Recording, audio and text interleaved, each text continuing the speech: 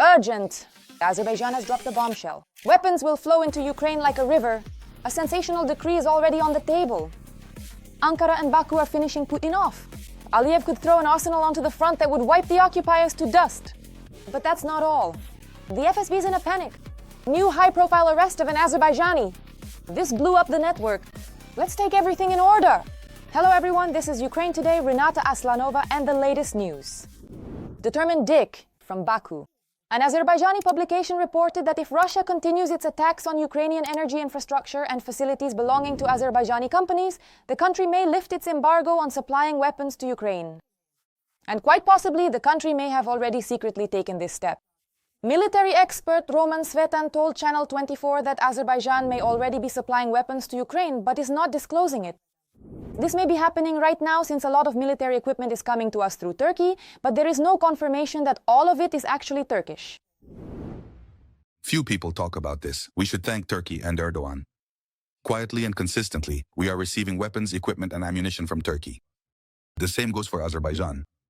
They could have already started supplying us after the strike on their Sokar corporation, as well as the attack on the gas pipeline station in Odessa, through which Azerbaijani gas flows. As Azerbaijani media note, the potential lifting of the embargo on arms supplies to Kiev concerns the country's own arsenal.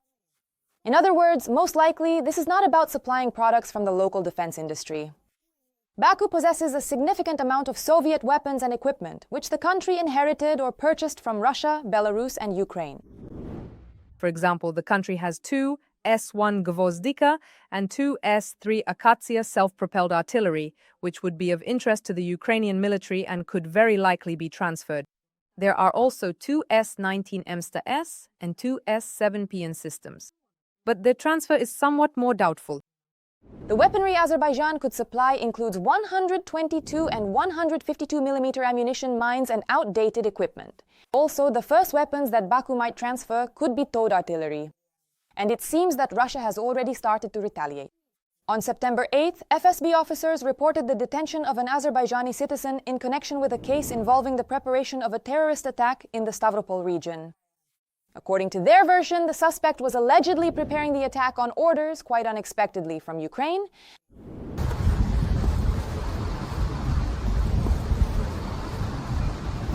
In the official press release, the detainee was called a foreign specialist in the service of the Ukrainian armed forces. It is claimed that he previously served in special units of the Azerbaijani armed forces, later voluntarily swore allegiance, and was not at fault. To a certain National Liberation Battalion of Ukraine, and on the orders of his handler, he conducted reconnaissance near the buildings of law enforcement agencies in Yessentuki and Stavropol. Then, according to the FSB, the foreigner acquired components and shrapnel for making improvised bombs and hid them in a cache.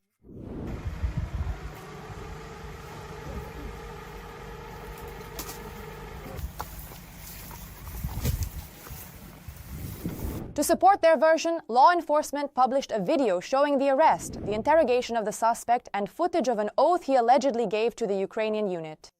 The FSB did not provide any other arguments for the possible involvement of the Azerbaijani citizen in the case. The detainee is currently in a pre-trial detention center, and a criminal case has been opened against him for preparing a terrorist attack. And I conducted reconnaissance of government facilities in the Stavropol region. Later, I bought components for a homemade explosive device. And after that, we plan to carry out terrorist attacks in the Stavropol region. Commenting on this news, an employee of the Ukrainian Center for Strategic Communications and Information Security emphasized that the so-called Ukrainian National Liberation Battalion mentioned in the FSB's press release simply does not exist. This is a fictional organization. Who made it up? The security officers themselves, or that poor guy they have under interrogation? We don't know yet. Indeed, the FSB periodically detains some people, and then they confess to everything on camera. Of course, Ukraine conducts reconnaissance on enemy territory. That's to be expected in wartime conditions. But the Russian propaganda machine is also not above inventing sensational exposés when it suits them. For example, once again accusing Azerbaijan of secret and compromising ties with Ukraine. This is not the first time Azerbaijani citizens have been detained in the North Caucasus this year.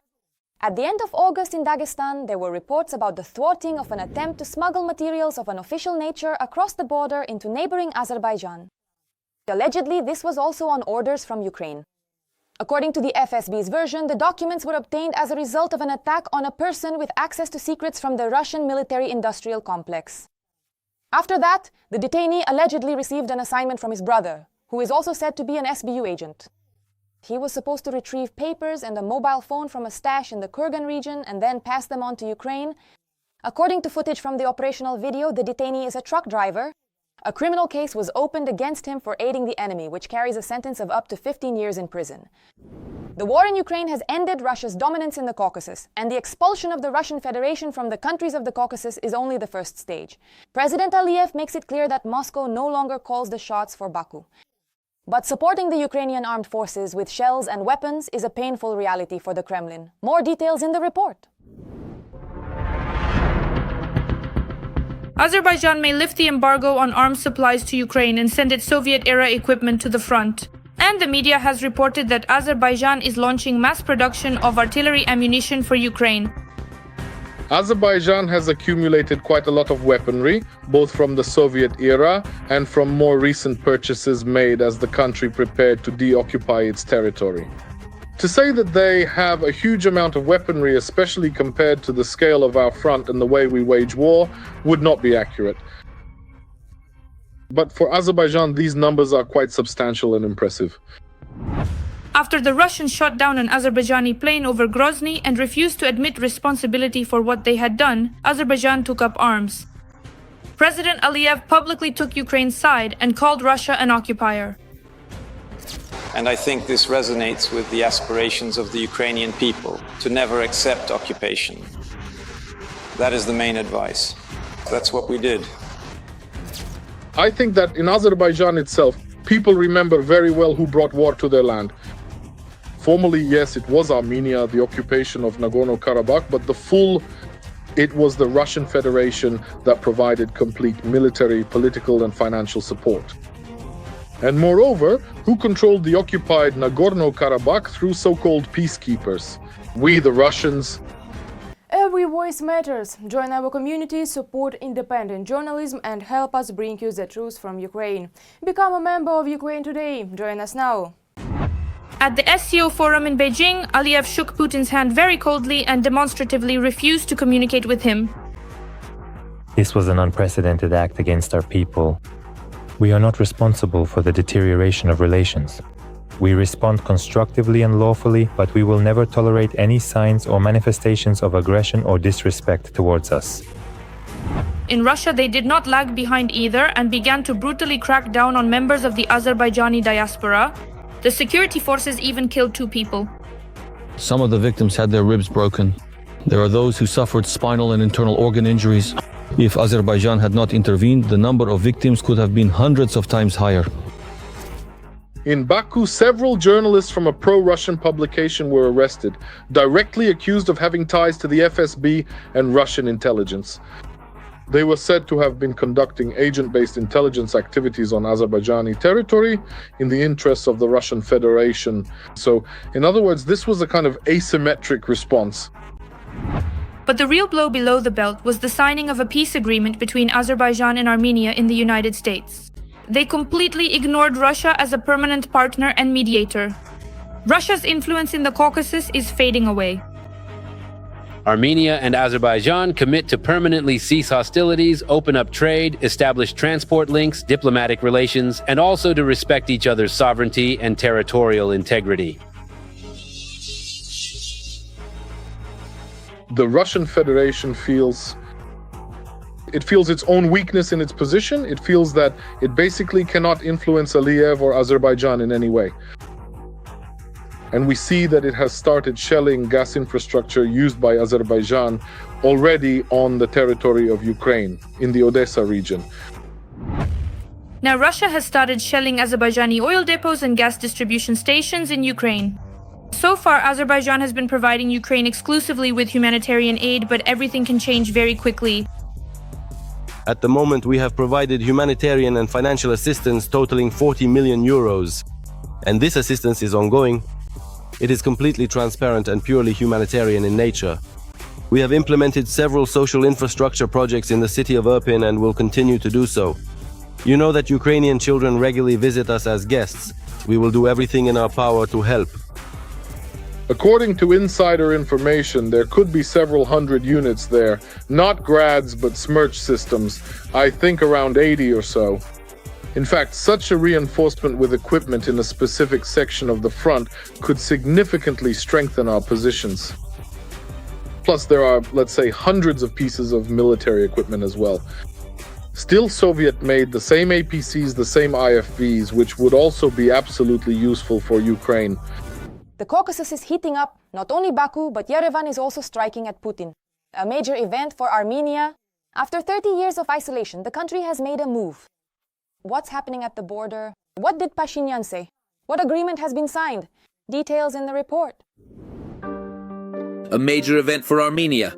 After nearly 33 years of isolation, the country is ready to restore relations with its neighbor and reopen the shared border. There are no issues or delays on the Armenian side. We are ready to open the borders and establish diplomatic relations as soon as tomorrow. The Armenian-Turkish border stretches for a total of 328 kilometers from the triple border junction with Georgia in the north to the junction with Azerbaijan in the south.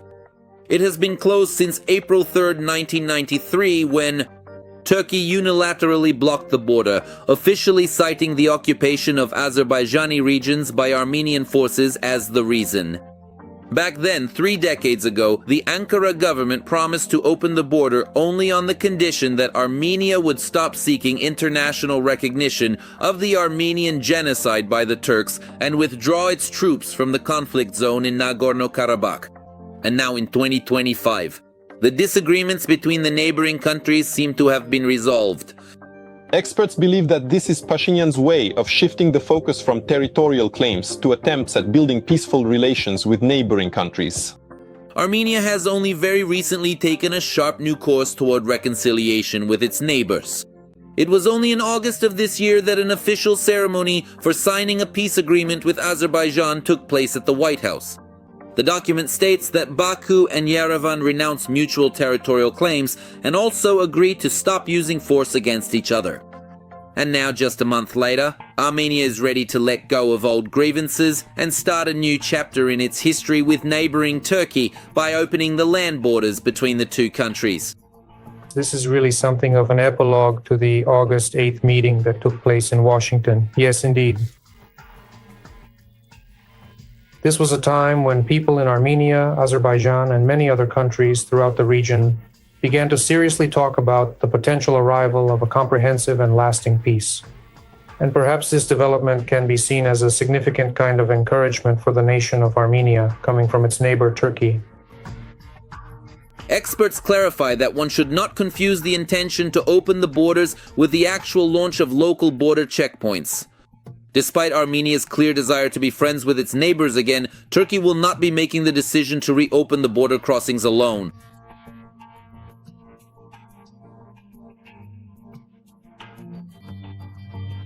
Not yet. The borders are still closed. Trade is only conducted through third countries. And there are not even any diplomatic relations established. And the main reason is still the unresolved issues with Azerbaijan. Turkey's position in the Caucasus is stronger than ever.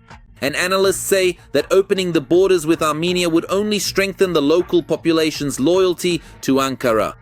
Nevertheless, some experts believe that the borders between Turkey and Armenia will not open this year, nor in the foreseeable future. After all, talks about this have been going on since as far back as 2020. On February 11th, 2023, it seemed that the end of the blockade was already near. At that time, the border was temporarily opened for the first time in 30 years to deliver humanitarian aid from Armenia to those affected by the severe earthquake in Turkey and Syria. Afterwards, Erdogan thanked them for their support and once again locked the checkpoint. After all, Ankara can increase its presence in the Caucasus even without opening its borders. This means an increase in Turkish influence in Armenia, which in turn means an increase in Turkish influence in the South Caucasus. But they say sorry, but Mr. Erdogan has made a personal political promise to Mr. Aliyev. So, even though we understand that the normalization of Armenian-Turkish relations is beneficial for Turkey, still, Azerbaijan is more important than Armenia. The only thing all experts agree on is that no matter how events unfold in Turkish-Armenian relations, they will be much better than those between the Caucasus countries and present-day Russia. In just a few years, the latter has lost all its former influence over the region, ceding this position to Turkey. Russia will be completely pushed out of the region if this is true. And it seems that it has no levers or any means to influence this. In other words, the time has already been lost. Everything Russia could have done needed to be done in 2020. What do you think about the latest events? Share your opinion in the comments, like the video, and stay up to date with the main news. There's more to come.